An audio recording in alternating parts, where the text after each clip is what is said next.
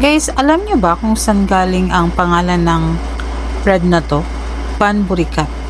Kasi kung Bisaya ka, then you'll know that it's not the best word here sa mga Bisaya. Anyways, I got curious about this last year, and since then, I had been making it. And since may pa-order ako yesterday, share ko na lang yung process ko, and at the end of the video, nandun yung full recipe ng ginamit ko dito. So, kung gusto nyo malaman kung paano gawin to, sundan nyo na lang ako. So, nakikita nyo naman kung ano yung pinrocess ko dyan.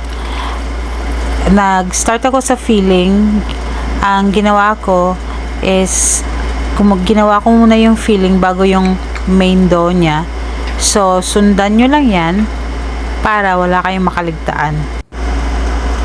So, yung yellow nga pala guys, hindi ko nalagay yung ano niya, yung caption niya, but that's butter. And before ko siya nilagay sa mixer, minix ko muna siya ng konti. Actually, you can mix it by hand, but then tamad ako marami itong batch na tong ginawa ko kasi nga may pa-order ako. Kaya ayoko siyang i-mix by hand, may machine kasi ako. So, yun lang.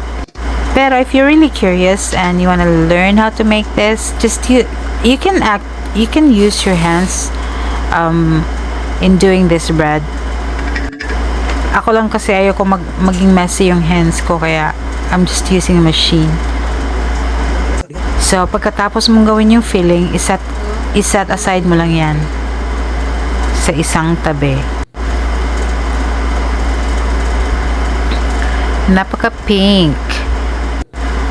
Then we start with the dough. Yung mga liquid ingredients dito, i-mix ko na with the yeast, and then I added sugar, and then 2 kinds of flour because I mixed it with wheat. So there. Syempre naglalaro ako while I'm editing this, kaya yan, diba? I'm just enjoying my time doing the edits myself, learning in the process. So, yung last na dinang ko, nagmukhang dunking yun ha. That was just shortening. And then I put that in the mixer after that one. Ay, nag-struggle talaga ako dyan. Minsan kasi hindi ko matansya.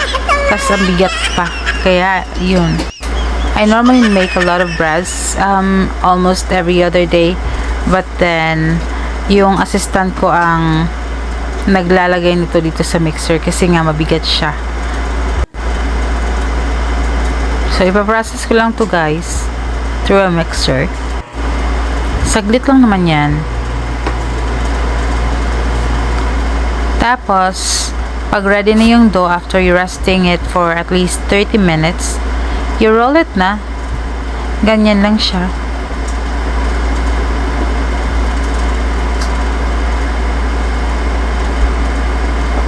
Nag-request nga pala yung client ko na ibahin yung forma next time. So, baka ipakita ko pa rin sa inyo kung paano ko siya gagawin. So, yun lang. Napakadikit na tong feeling niya. Kaya, ayaw na ayaw ko siyang hawakan. Yan. Tapos, i-fold mo lang yan. And, ilock mo siya sa mga gilid-gilid. Actually, the next time I will be doing this, I'm thinking of doing, hindi ko na siya i-fold. Parang dalawang layer na talaga siya, tapos ilalak ko on both sides. But for now, yan na muna. Kasi yan yung nakasanayan ko. And then, you brush it with egg wash para mukhang maganda yung sa top. Egg wash is just 1:1 mixture of egg yolk and your choice of evaporated milk. Tapos, tusok-tusukin mo lang yan guys. Para magmukhang legit na burikat talaga siya. So, there.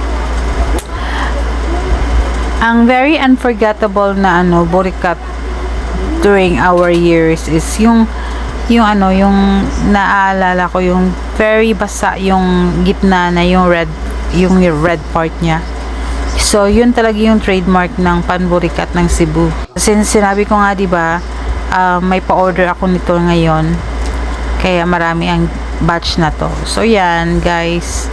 Yung first na kinuha ko from the oven, papakita ko lang kung gaano siya kabasa. Makikita mo naman sa kutsilyo, dumikit siya. That only means na very moist siya sa ilalim. So, ayan na. Hindi ko alam kung na-miss ko lang to or gutom lang ako. Kasi nakakain ako. Mga 2 slice din. So, yan. Of course, tikiman time. At nag-enjoy talaga ako today nito. Hindi ako masyadong mahilig sa panburikat. But today, hindi ko lang for some reason, nag-enjoy ako sa bread na ito.